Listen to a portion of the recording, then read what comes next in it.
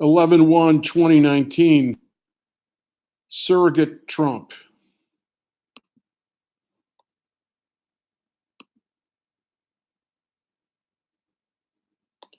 I used to have anger, fear, anxiety, self doubt, frustration, boredom, daydreaming about escape, hurt feelings, questioning about man's inhumanity, fight, flight, ideation, internal conflict and self questioning, and occasional despair related to the rise of Trump and the abuse of power, corruption, and betrayal of American, Christian, and any other decent set of human values, evils that he did not invent.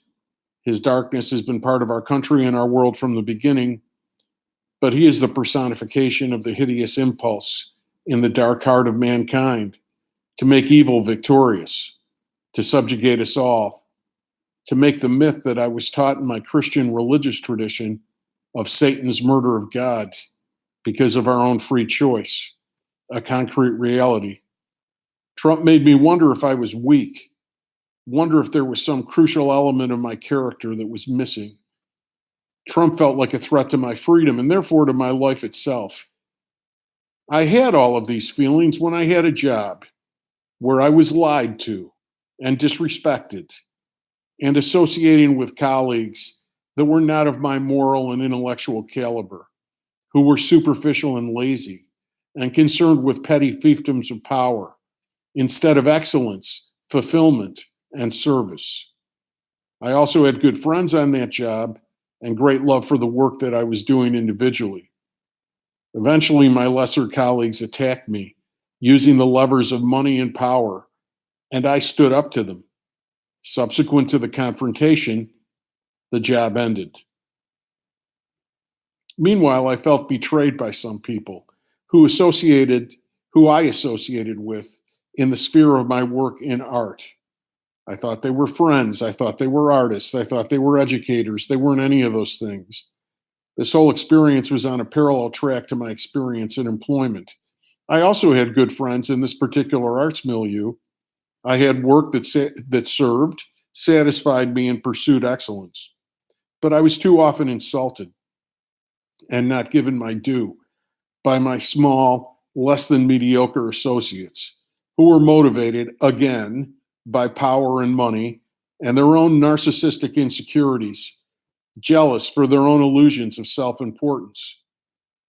My participation in this false community ended with the same finality as my job.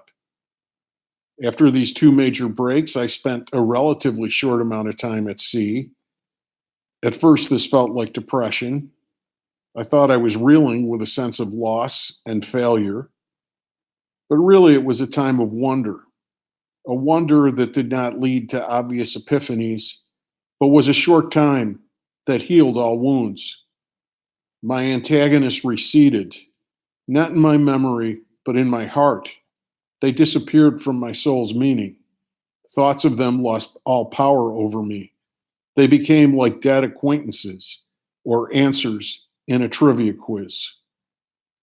What remained were the friends that I made and my own work, which I did while with them and continued without them.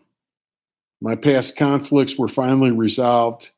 At last, I had clarity regarding what I thought about myself, my work, my values, and all else that was important, without their toxic false arguments accompanying my actions and decisions as chatter in my head and shadows following me down a hallway.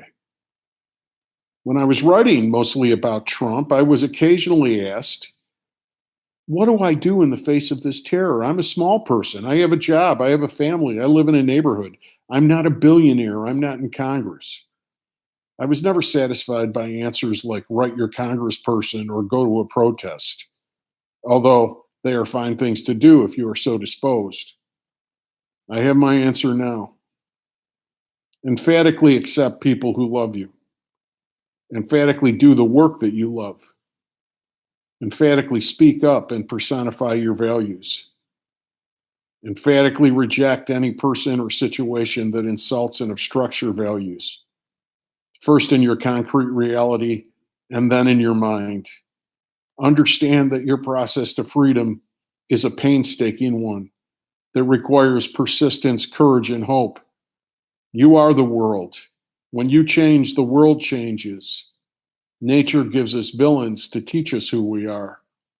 Trump is being impeached in a big place because enough people did the work of freedom in small places. Life requires saying yes and no firmly. The firmness leads to resilience, confidence, and joy. The evaporation of the oppressor is the formerly oppressed chance. The formerly oppressed chant. The formerly people who are oppressed, okay, oppressed, OPPRESSED, the formerly oppressed chance to remake the world. History and your story are one.